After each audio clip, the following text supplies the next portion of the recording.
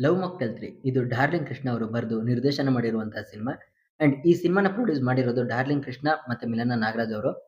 ಈ ಸಿನಿಮಾನ entire Karnataka distribution ಮಾಡ್ತಾ ಇರೋದು ಕೆವಿಎನ್ ಸಂಸ್ಥೆಯವರು. ಎಲ್ಲ ಅನ್ಕೊಂಡಿದ್ದ ರೀತಿನೇ ಇದ್ದಿದ್ರೆ ಮಾರ್ಚ್ 19ಗೆ ನಮ್ಮ ಕನ್ನಡದ ಬಹು ನಿರೀಕ್ಷಿತ ಸಿನಿಮಾ ಟಾಕ್ಸಿಕ್ ರಿಲೀಸ್ ಆಗಬೇಕಾಗಿತ್ತು. ಬಟ್ ಕಾರಣಾಂತರಗಳಿಂದ ಆ ಸಿನಿಮಾ ಮುಂದೆ ಹೋಯಿತು. ಸೊ ಇವಾಗ ಆ ಒಂದು ದಿನಾಂಕಕ್ಕೆ ನಮ್ಮ ಕನ್ನಡದ ಇನ್ನೊಂದು ಸಿನಿಮಾ ಲವ್ ಮಾಕ್ಟೇಲ್ 3 ರಿಲೀಸ್ ಆಗ್ತಾ ಇದೆ.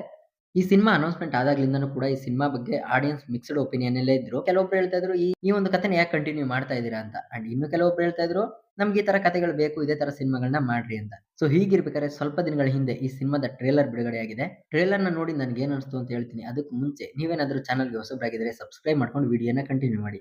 ಅಂಡ್ ನಾನು ಹೇಳೋ ಕೆಲವೊಂದಷ್ಟು ವಿಷಯಗಳಿಂದ ಮೂವಿ ಸ್ಪಾಯ್ಲರ್ ಆಗುತ್ತೆ ಅಥವಾ ವ್ಯೂವಿಂಗ್ ಎಕ್ಸ್‌ಪೀರಿಯನ್ಸ್ ಹಾಳಾಗುತ್ತೆ ಅನ್ನೋದು ನಿಮ್ಮ ತಲೆಯಲ್ಲಿದ್ರೆ ವಿಡಿಯೋನ ಇಲ್ಲಿಗೆ ನಿಲ್ಲಿಸ್ಬಿಡಿ. ಪರವಾಗಿಲ್ಲ ಅನ್ನೋರು ಮಾತ್ರ ವಿಡಿಯೋನ ಕಂಟಿನ್ಯೂ ಮಾಡಿ.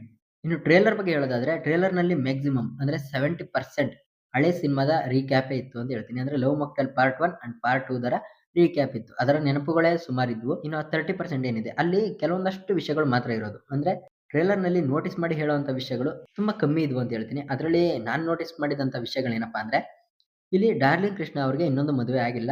ಬಟ್ ಒಂದು ಮಗುನ ದತ್ತು ತಗೊಂಡಿದ್ದಾರೆ ಅವರು. ಸೊ ಅದನ್ನ ಈ ಒಂದು ಸೀನಲ್ಲಿ ನಾವು ನೋಡ್ಬೋದು.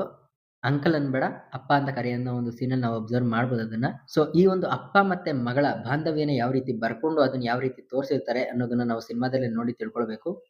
ನಾನಿಲ್ಲಿ ಏನಕ್ಕೆ ವೇಟ್ ಮಾಡ್ತಾ ಇದ್ದೀನಿ ಅನ್ನೋದಾದ್ರೆ ಈ ಒಂದು ಎಮೋಷನ್‌ನ ಆಡಿಯನ್ಸ್‌ಗೆ ಕನೆಕ್ಟ್ ಮಾಡೋದಕ್ಕೆ ಯಾವೆಲ್ಲ ಎಲಿಮೆಂಟ್‌ಗಳನ್ನ ಆಡ್ ಮಾಡಿರ್ತಾರೆ ನಮ್ಮ ಡಾರ್ಲಿಂಗ್ ಕೃಷ್ಣ ಅವರು ಅಂತ ಕಾಯ್ತಾ ಇದ್ದೀನಿ. ಸೊ ಟ್ರೇಲರ್‌ನಲ್ಲಿ ನನಗೆ ಕನ್‌ಫ್ಯೂಷನ್ ಆದಂತಹ ವಿಷಯ ಏನಪ್ಪಾ ಅಂದ್ರೆ ಕೆಲವೊಂದಷ್ಟು ವಿಜುವಲ್ ಅಲ್ಲಿ 3 ಜನ ಆಕ್ಟರ್ಸ್‌ನ ನಾವು ಅಬ್ಸರ್ವ್ ಮಾಡ್ಬೋದು. ಸೊ ಆ ಒಂದು ಪಾಯಿಂಟ್ ಆಫ್ ವ್ಯೂ ಇಂದ ನೋಡೋದಾದ್ರೆ, ಇಲ್ಲಿ ಡಾರ್ಲಿಂಗ್ ಕೃಷ್ಣ ಅವ್ರಿಗೆ ಇನ್ನೊಂದು ಮದುವೆ ಮಾಡುವಂತ ಒಂದು ಪ್ಲಾನ್ ಏನಾದ್ರೂ ನಡೀತಾ ಇದೆಯಾ? ಸೊ ಈ ರೀತಿ ಇರಬಾರ್ದು ಅಂತ ನಾನು ಅನ್ಕೊಳ್ತೀನಿ. ಯಾಕಂದ್ರೆ ನಾವು ಲವ್ ಮಾಕ್ಟೇಲ್ ಪಾರ್ಟ್ 2 ದಲ್ಲೇ ಈ ತರ ಒಂದು ಐಡಿಯಾನ ನೋಡಿದ್ವಿ. ಸೊ ಅದು ಇಲ್ಲಿ ರಿಪೀಟ್ ಆಗೋದು ಬೇಡ. ಬೇರೆ ರೀತಿ ಏನಾದ್ರು ಒಂದು ವಿಷಯ ಇರ್ಲಿ ಅಂತ ಕೇಳ್ಕೊಳ್ತೀನಿ. ಸೊ ಇದಿಷ್ಟು ಟ್ರೇಲರ್‌ನ ನೋಡಿ ನಾನು ಹೇಳ್ಬೇಕು ಅನ್ಕೊಂಡಿದ್ದಂತ ವಿಷಯಗಳು.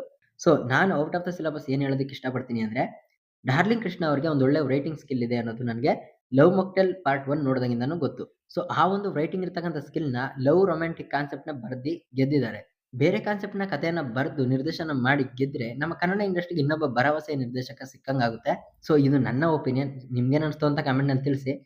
ಅಂಡ್ ವಿಡಿಯೋ ಏನಾದ್ರು ನಿಮ್ಗೆ ಇಷ್ಟ ಆದ್ರೆ ಸಬ್ಸ್ಕ್ರೈಬ್ ಮಾಡ್ಕೊಂಡು ಸಪೋರ್ಟ್ ಮಾಡಿ. ಇನ್ನೊಂದು ವಿಷಯ ಇದೆ ಮಾತಾಡೋದು. ಮತ್ತೆ ಸಿಗ್ತೀನಿ. ಬಾಯ್.